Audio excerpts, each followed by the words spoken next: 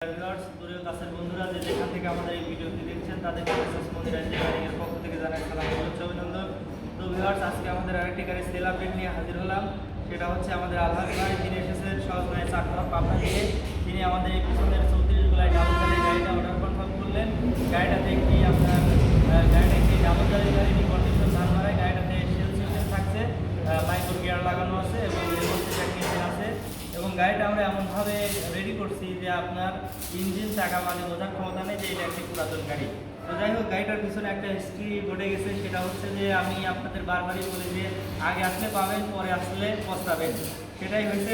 যাই হোক, ভাগ্যে যার ছিল সেই পাইছে। আমাদের আলহাজ ভাই এই গাড়িটা দুইজন কাস্টমার এই গাড়িটা পছন্দ করছে, দুইজনই সমান দাম দিতে চায়, কিন্তু যে আগে আসছে আমরা তাকে দিতে বাধ্য হয়েছি। তো সকলে দোয়া করবেন আমাদের আলহাজের জন্য, গাড়িটা যেন ভালো সার্ভিস দেয় এবং তাকে যেন সুন্দরভাবে গাড়িটা ব্যবহার দিতে পারি। সকলে ভালো থাকবেন, সুস্থ থাকবেন। ধন্যবাদ।